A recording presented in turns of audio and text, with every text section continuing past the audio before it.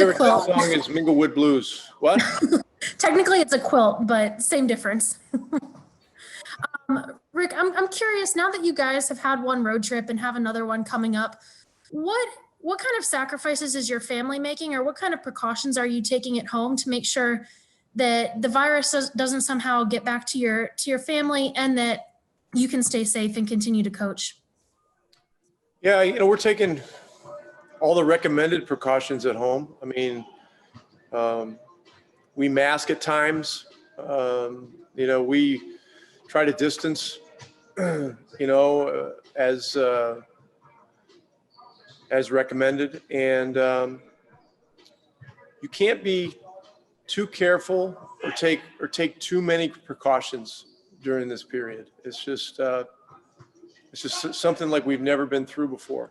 And so I think it's important we all not only follow the protocols, but are vigilant about following them and encouraging others to do the same. Just to clarify, you'll sometimes wear.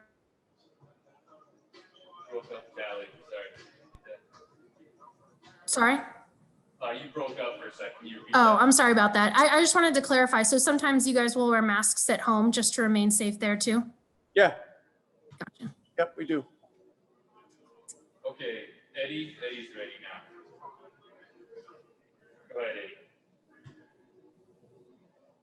Can't hear you, Eddie. Can't hear you. I'm going to Brad Townsend next. Brad, you there? Yes, I am. Thank you. Seeing Porzingis on the sideline last night kind of made me realize that, understanding that he's not going to be playing at least until January, I wonder if there's been an uptick in what he's been able to do. And will he go with you to Phoenix and LA? Yeah, his activity increases every day.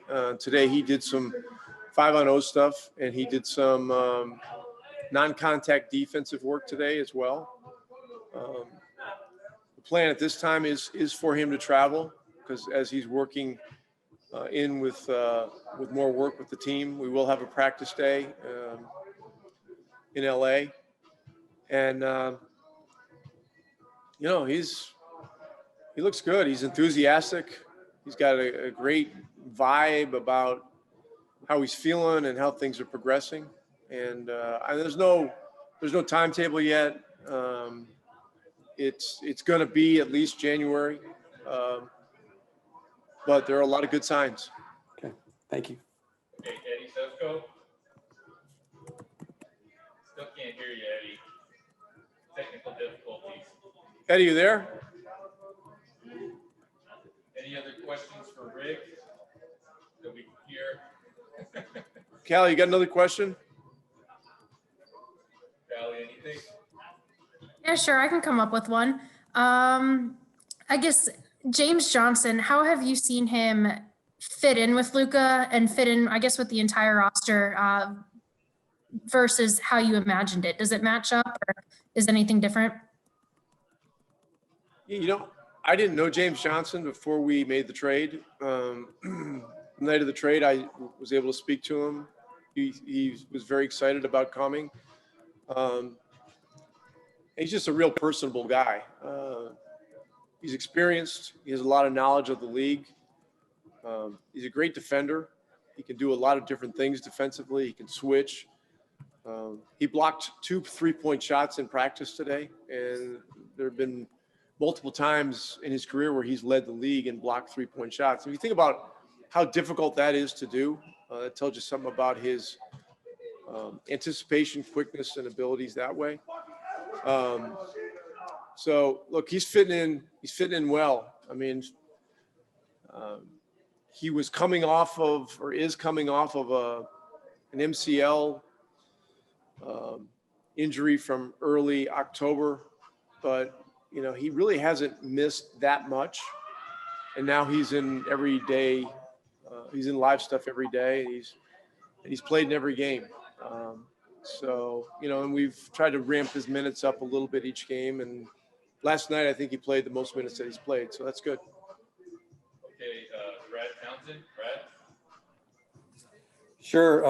I wondered in the aftermath of last night, did you have a chance to look at any film and what specifically did you guys address today as you now really, the games are behind you, the preseason, and now you're completely geared toward the regular season?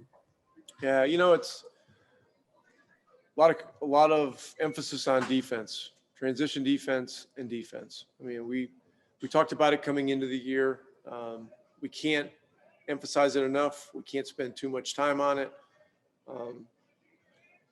And so, that was the main emphasis today. And look, coming off of a game, sometimes it can be difficult to have a good, animated practice, competitive, but guys did a great job today. And so we got to build on this one tomorrow. We'll be off Sunday. We'll practice Monday, practice Tuesday, and leave Tuesday for Phoenix.